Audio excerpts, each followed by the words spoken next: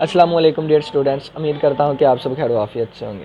तो आज के लेक्चर में हम दो एग्जांपल सोल्व करने की कोशिश करेंगे। ये एग्जांपल्स एक्सरसाइज 10.9 के रिलेटेड है। पिछले 5 लेक्चर में हमने एक्सरसाइज 10.9 को कंप्लीट किया। आज लेक्चर नंबर 6 में हम इस एग्जांपल को सोल्व करने की कोशिश करेंगे। कहा गया है power series solution of first order derivative differential equation. ठीक है, पावर सीरीज़ क्या होती है? y इज इक्वल टू देखें c0 x की पावर 0 प्लस c1 x की पावर 1 प्लस c2 x की पावर 2 प्लस c3 x की पावर 3 प्लस सोन, ये चलती जाती है। अगर इस सारी को क्लोज फॉर्म में लिखना चाहें तो ये बन जाएगा summation n is equal to 0 n summation n is equal to 0 C N x raise to power n। इसको कहते हैं पावर सीरीज़। ठीक है, अगर इस चीज़ का मैं डेरिवेटिव लूँ तो y dash is equal to, ये तो कांस्टेंट है, इसका डेरिवेटिव आएगा 0 प्लस ये आ जाएगा c1 x की पावर 1। ठीक है, x की पावर 1 नहीं, x का डेरिवेटिव 1 होता है ना, तो ये आ जाएगा 1। ठीक है, और प्लस पावर नीचे आई, पावर से कम हो के इस तरह, पावर नीचे आई, पावर से कम हो के इस तरह। ठीक है, सोन चलता गया।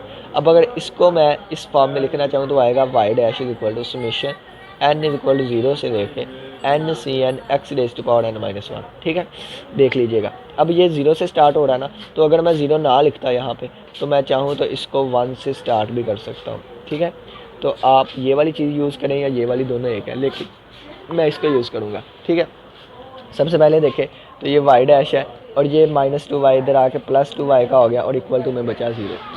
अब y डैश की वैल्यू ये वाली पुट करूँगा तो आएगा summation n is equal to 0 n C N x raise to power n minus 1 और +2 y की वैल्यू आ गई summation n is equal to 0 C N x raise to power n is equal to 0 n minus n is equal to 0। ठीक हो गया। अब देखें यहाँ पे पावर n माइनस 1 है, यहाँ पे n है, तो मैं छोटी पावर बनाने की कोशिश करता हूँ, यानी कि ये वाली चीज़ मैंने बनानी है यहाँ से। ठीक है, तो ये वाली चीज़ तो वैसे की वैसे लिखी रहेगी और +2 यहाँ पे n है ना, तो n माइनस 1 बनाना है, तो यहाँ पे मैं रिप्लेस कर दूँगा, यहाँ पे रिप्लेस कर दूँगा n को, एक मिनट, यहाँ पे मैं रिप्लेस कर दूँगा n को n माइनस 1 से। तो जहाँ जहाँ n लिखा है वहाँ वहाँ n माइनस 1 लिख दूँगा, तो ये आ जाएगा summation n minus 1 equal to 0 और ये आ जाएगा summation n minus C N minus 1 और X raise to power n minus 1 equal to 0। अब ये देखें ये 1 माइनस का उधर जाकर +1 हो जाएगा, तो n इज इक्वल टू 1 हो गया। ठीक हो गया।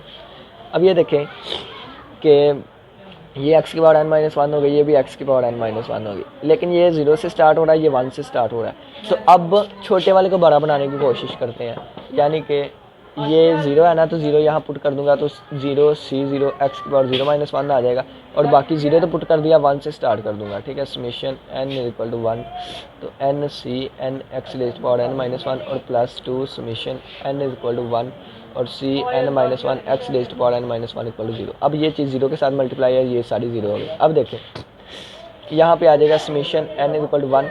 अब ये n सी एन है, n सी एन, और ये +2 सी एन माइनस 1 है, और इन सभी के साथ X raise to power n minus 1। देखें ये भी 1 से स्टार्ट हो रहा है, ये भी 1 से स्टार्ट, समीशन इकट्ठी कर दी और X raise to power n minus 1 है, X raise to power n minus 1 ने कॉमन ले लिया। ठीक है, इक्वल टू 0। अब दोनों तरफ कंपेयरिंग कोफिशिएंट करेंगे, तो कंपेयरिंग कोएफिशिएंट्स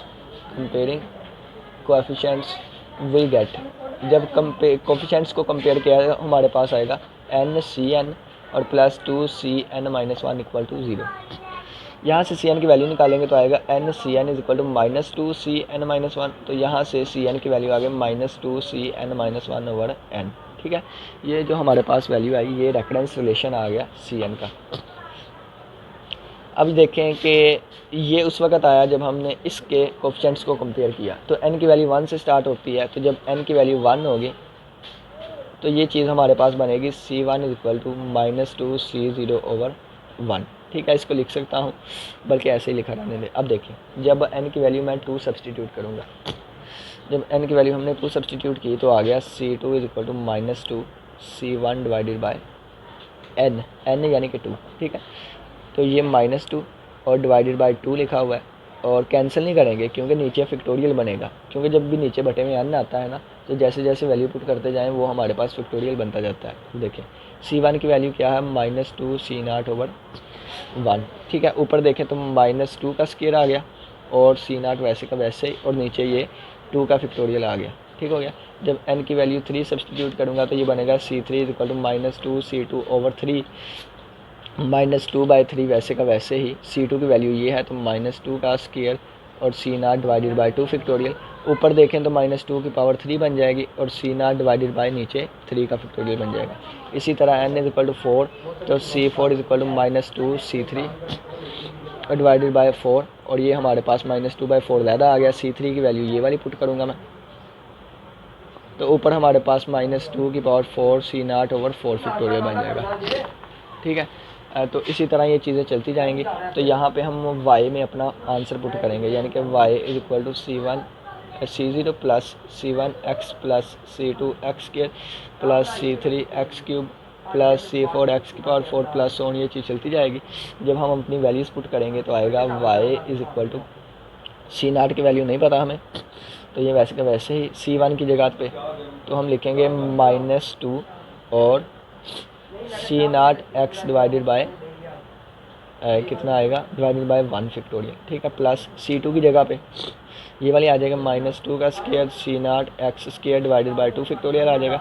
C3 की जगह पे ये आ जाएगा -2 cube C0 divided by 3 factorial और साथ x³ आ जाएगा और प्लस -2 की पावर 4 और C0/4 फैक्टोरियल x की पावर 4 प्लस ऑन, ये चीज़ चलती जाएगी। ठीक हो गया। अब देखें यहाँ पे C0 कॉमन आ रहा है तो C0 कॉमन आ जाएगा, बाकी क्या बचेगा 1 प्लस -2x/1 फैक्टोरियल और प्लस -2x इन दोनों का स्क्वायर, यानी कि इसका भी स्क्वायर है इसका भी स्क्वायर इकट्ठा कर दिया और प्लस इसका क्यूब है तो इनको इकट्ठा कर दूंगा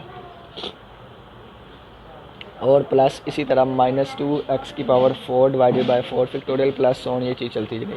तो अगर आप देखें तो C0 ये चीज़ क्या बनती है, ये सीरीज़ बन गई e की पावर की, तो e की पावर -2x आ जाएगा। तो उम्मीद करता हूँ इस एग्जांपल की समझ आई होगी। नेक्स्ट अब हम नेक्स्ट एग्जांपल नंबर 31 करने की कोशिश करते हैं। नेक्स्ट हमारे पास एग्जांपल नंबर 31 है 1 + xy dash minus my equal to 0। तो पहले अंदर मल्टीप्लाई करेंगे तो आएगा y dash plus xy dash और माइनस my इक्वल टू 0। ठीक है, y डैश की value summation n equal to 0 n c n x raise power n minus 1 plus x, y dash की value n equal to 0 n c n x raise power n minus 1 minus my की value y x n equal to 0 और आ जाएगा C n x raise to power n equal to 0। ठीक है, ये यहाँ पे छोटा n-1 है, ये बड़ा है तो यहाँ पे रिप्लेस कर देंगे n को n-1 से। ठीक है, जब रिप्लेस करेंगे तो ये वाली चीज़ें वैसे की वैसे आ जाएंगी। अब ये 1 से स्टार्ट हो जाएगा, कहाँ से 1 से स्टार्ट, तो इनको भी 1 से स्टार्ट करने के लिए तो यहाँ पे मैं 0 वैल्यू पुट कर दूँगा तो ये आ जाएगा 0 C0 x की पावर 0-1 और ये 1 से स्टार्ट हो जाएगा बाकी। ठीक है, और यहाँ भी अब देखें एक मिनट, हाँ जब ये x को अंदर मल्टीप्लाई करवाऊँगा ना तो ये बन जाएगा n c n x raise to power, ये +1 है ये -1 कैंसिल होगी x की पावर n बचेगी। ठीक हो गया, n बचेगी तो इस चीज़ को अभी ओपन नहीं मैं करता। ठीक है, ताकि नेक्स्ट स्टेप में आपको अच्छे तरीके से समझ आ सके, यानी कि ये चीज़ वैसे की वैसे ही मैंने रख दी। ठीक है, और -m ये समेशन, अब n को n-1 करना है तो ये n था तो n-1 इक्वल टू 0 आ जाएगा, n की जगह n-1 आ गया, ऊपर n की जगह n-1 आ गया। ठीक है, अब ये -1 उधर जाकर +1 हो जाएगा तो n इज इक्वल टू 1 बन जाएगा। अब देखें कि यहाँ पे n है तो इसको भी n-1 बनाना है, तो n-1 बनाने के लिए क्या करूँगा, यहाँ पे भी रिप्लेस करूँगा। ठीक है, यहाँ पे भी रिप्लेस करूँगा तो ये आ जाएगा n इक्वल 1। ठीक है, जिस तरह ये बना था n की जगह n-1 आ गया, c n-1 आ गया, x n की जगह n-1 आ गया। ठीक है, तो अब देखें तो हर जगह पे हमारे पास पावर जो है वो n-1 है। ठीक हो गया, अब यहाँ पे गौर करिएगा कि यहाँ पे 1 से स्टार्ट हो रहा है, यहाँ से 1 से यहाँ पे 0 से। ठीक है, तो अगर आप चाहें तो 0 पुट कर दें, जब 0 पुट करूँगा तो वो 0 हो जाएगा, यानी कि हम इसको भी 1 से स्टार्ट कर सकते हैं। ठीक है, 1 से स्टार्ट कर दिया। अब देखें क्योंकि जब 0 पुट करूँगा वो 0 टर्म हो जाएगी तो वो मैंने पहले लिख दी, यानी कि ये देखें यहाँ से 0 पुट किया तो ये 0 बन गई और 1 से मैंने स्टार्ट कर दिया। अब देखें सभी की समेशन इकट्ठी कर लेंगे। ठीक है, तो ये बच जाएगा n c n और ये बच जाएगा प्लस n-1 c n-1, ये बच जाएगा -m c n-1। ठीक है, और इसके साथ x raise to power n-1। Coefficients को कंपेयर करेंगे तो comparing coefficients comparing coefficients we get, जब कोएफिशिएंट्स को कंपेयर किया तो ये हमारे पास बनेगा N C N plus N minus one C N minus one minus M C N minus one equal to zero. ये उधर जाकर पॉजिटिव का हो जाएगा तो बनेगा N C N is equal to M C N minus one, और ये उधर जाकर नेगेटिव का हो गया एन माइनस वन और साथ C N minus one. C N minus one दोनों से कॉमन आया तो ये आ जाएगा C N is equal to M minus N और प्लस वन और सी एन माइनस वन, और ये चीज़ इधर बटे में आ गई तो एन बन गया। ये हमारे पास हमारा रेफरेंस रिलेशन बन गया। अब इसमें वैल्यूज़ पुट करेंगे तो यहाँ पे आ जाए हम वैल्यूज़ पुट करते हैं। अब यहाँ से कहानी में ट्विस्ट आएगा, देखें वैल्यूज़ जब पुट करेंगे ना तो वैल्यूज़ कहाँ से स्टार्ट होती है, वन से। जब वन पुट करूँगा तो आ जाएगा C one is equal to M minus one plus one, N की जगह माइनस वन आ गया, वन आ गया, तो ये सी ज़ीरो ओवर वन आ गया, ये इसके साथ कैंसिल तो आ गया M C zero over one factorial. Two put करूँगा तो C two is equal to M minus two plus one और C one divided by one आ जाएगा, ये माइनस वन यानी कि एम माइनस वन बन गया। सी वन की वैल्यू ये है M C naught over two put किया था तो बटे में टू आ गया, ओवर टू फैक्टोरियल बन जाएगा। ठीक है, अब देखें सी थ्री की वैल्यू क्या बनेगी। सी थ्री की वैल्यू हमारे पास आएगी M minus three plus one और साथ सी टू आ जाएगा और डिवाइडेड बाई थ्री आ जाएगा। ठीक है, तो ये बन जाएगा एम माइनस टू और सी टू की ये वाली वैल्यू यहाँ पे आ जाएगी। ठीक है, एम और सी नाट डिवाइडेड बाय ये थ्री है और ये मल्टीप्लाई बाय टू फैक्टोरियल होगा तो ये हमारे पास थ्री फैक्टोरियल बन जाएगा।